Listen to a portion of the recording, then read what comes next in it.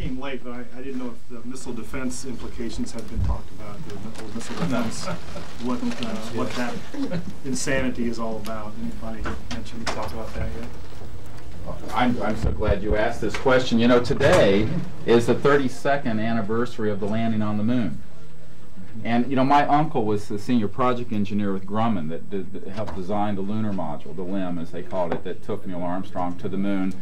And, you know, we're looking at 2001, A Space Odyssey, but we're about to launch into 2001, A Space Idiocy, where the idea is that we're going to begin to go into space with weapon systems that, and when we're sharing space with other civilizations. And yet our policy, when I go up on Capitol Hill, the people voting on those essential policy issues and debating it do not know that we're sharing space with other life forms. For the most part, they know what they see on the Sci-Fi Channel. So one of the problems with secrecy, it creates a vacuum in which public policy debate cannot take place in an informed and wise fashion. This particularly impacts not only this energy issue, but this debate about the risk-benefit profile of weaponizing space. Now, I'll add to this and say that I have not one, but more than half a dozen people who have been in Air Force positions, NRO positions, NSA positions, who have confirmed to me, and they do not know each other, that we have tracked, targeted, and destroyed extraterrestrial vehicles with such systems and super secret projects. When I told Mrs. Boutros-Ghali this a few years back, when her husband was head of the United Nations, Secretary General of the United Nations, she turned white as this tablecloth and said, "This is terrible, it must be stopped." I said, "Well, what are you going to do about it?" She said, "We can't do it, they'll kill Boutros." Those are the first words out of her mouth to me. And I said, look, this issue is going to have to get looked at very hard. No matter what you think about why these extraterrestrial vehicles are here, we're not going to solve any disagreement we have down the barrel of a laser or down the barrel of an electromagnetic pulse weapon or anything of the sort. We've reached a point in our evolution as a species where we're at a crossroads, and we're going to have to decide once and for all to go into space peacefully, or we're not going to go there at all. Now, I have an AFOSI official, Air Force Office of Special Investigations official, who is involved in these kinds of projects, and he says, you know, there are whole sectors of space, and when we've tried to put imaging out in that direction, they keep getting shut off because they do not want us going out into space with a military dialectic mindset, an us versus them mindset. But one of the problems is that when I was meeting with Senator Claiborne Pell, who had been head for years of the Foreign Relations Committee of the Senate, and I said, "Sir, you have been deprived of dealing with the ultimate foreign relations issue," and I pointed up to the stars above our head. And he looked at me through his horn-rimmed glasses and blinked, and he said, "Well, Dr. Grimm, I'm afraid you might be right." And I said, "Well, yes, but what are we going to do about it? We have got to engage our wise elders in this whole issue of being visited, the whole extraterrestrial and UFO issue, and have them weigh in on this question of, is it wise for us to have a military, exclusive military response to this presence? And what dangers might we be taking as we go into space, not for the exploration my uncle, when he was working on the lunar module, had in his dreams of, but for the purpose of going out there with a military us versus them mindset. It's a very dangerous game being played. When I walked in to a certain congressman's office on May 9th after this press club event, this member of Congress who's on the House National Security Committee said, "The fact that all of you are here," and there were 9 or 10, he was there, 9 or 10 military witnesses with us, senior FAA officials, the whole 9 yards, he says, "I now know the time really is short." That's exactly what he said. You remember he said that. So we have got to deal with this. And this is one of the great policy debates. It's not a Republican or Democrat or other issue. If politics should leave the shore of the United States when we go overseas, it certainly needs to leave the biosphere when we start going into space. We need to begin to look at how we can go into space in a civilized way, and that precludes weapon systems that are aimed and are targeting extraterrestrial vehicles. May I say something to that? The Star Wars, the missile defense program, is to guard against missiles aimed at our country from rogue nations and China, anybody with atomic weapons. No, that's it not is true. not That's to the cover story. weaponize space. This is to protect our, what you call cislunar space. The space between the moon and the earth is our space. It is not the space of any extraterrestrial race. And we are merely trying to protect our own country from being bombed by terrorists. Well, the fact is that 14 different major Pentagon officials have testified in Congress saying that that's ludicrous. And they're the ones in charge. They're saying, look, the fact is that the source of the threat of a potential nuclear or biological weapon from these so-called rogue nations, the delivery by a missile system, a trajectory missile system, is fourth down on their level. They bring them in backpacks, suitcases, biological weapons. This is ludicrous to think that a place like Iran or Iraq is going to be building a nuclear missile to launch into the United States. And so therefore, if you assume that you've got these 14 major military Pentagon people telling you this is a ridiculous expenditure of your money, you ask the question, then why is it they're talking about doing that? But China has missiles capable of delivering atomic weapons to the coast of our country. Actually, the Chinese have 14 warheads at the present time. And but the fact of the matter is that if anybody believes that the major impetus behind this particular program is to simply protect ourselves, they don't say it's against China or Russia. They say it's against rogue nations. They're talking about North Vietnam, they're talking about Iran, and they're talking about Iraq. North Korea. You know, in North Korea. China and Russia could be rogue nations. Well, rogue nations has to do with whether or not, when they say rogue, that means whether they're involved in the same kind of decision-making systems that we want them to be involved in. We've now got the Soviet Union pretty much getting ready to come into the G7. They're becoming the number 8 person of the G8. They're in all the conferences and stuff now. And the real question is, and it shouldn't be too surprising, is can we get them to become capitalist nations? If we can get them to become capitalists, then they don't present a threat to us anymore. So what is that really saying?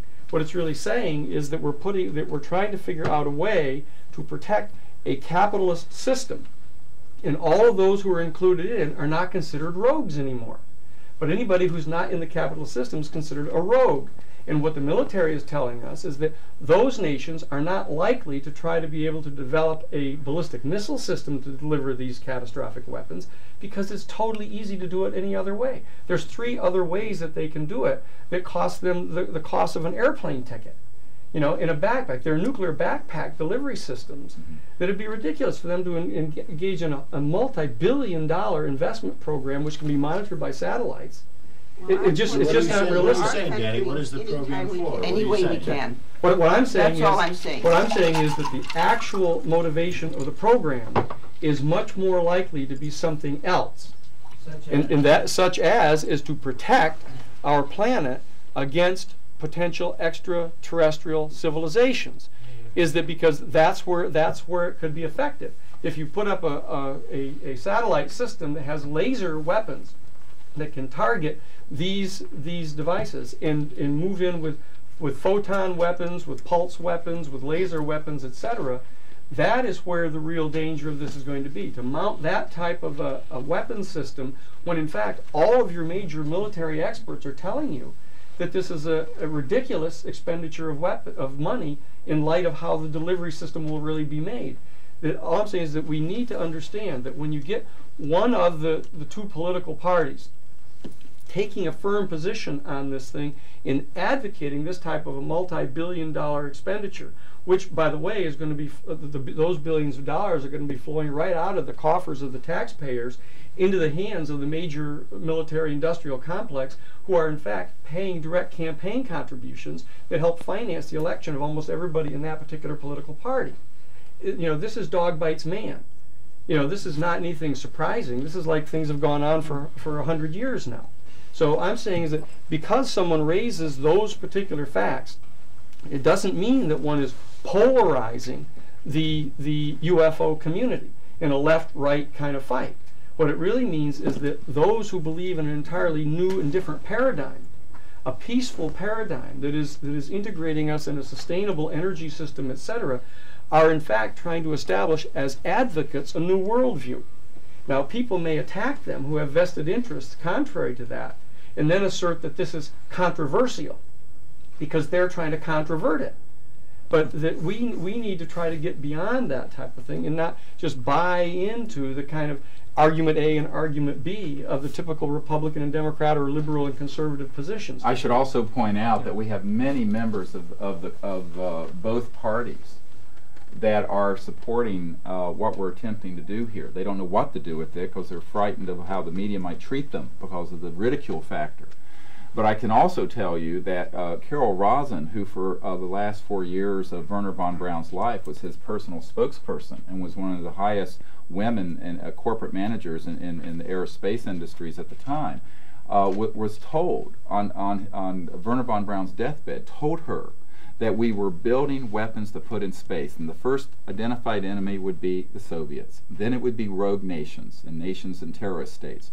Then it would be asteroids, and the final card, he said, would be that we would hoax an extraterrestrial threat around which we could unite the planet and spend trillions of dollars to put weapons in space, and that it was all a lie. Now, we have her on videotape saying this. Wernher von Braun said it not once, but many times in those 4 years that she worked with this father of rocketry. Now, I have other people on the inside who are telling me the same thing, and they don't know Carol Rosin. So the question I have, and I'm an independent, by the way, just for the record, neither a Democrat or Republican, is that if this is the case, and we have testimony to support that, this is one of the key reasons why there needs to be a proximal disclosure on this issue so that these matters can be debated and in the light of day, lest we get tricked into funding this whole juggernaut of weapons into space, not unlike what happened with the Gulf of Tonkin incident, where we exaggerated and staged an attack on our own vessel so that we could expand the Vietnam War. And that's a matter of public record that happened. This is, as called, by the way, military parlance, a false INW, or a deceptive INW, a deceptive indication and warning. And this is done, and I think this is a cosmic false INW. And it is of greatest import to the future of the human race that we learn of it and contain it and take our civilization in a new and sustainable and peaceful direction. I'd like to just make a quick statement. The press might be a little confused by what we're doing here.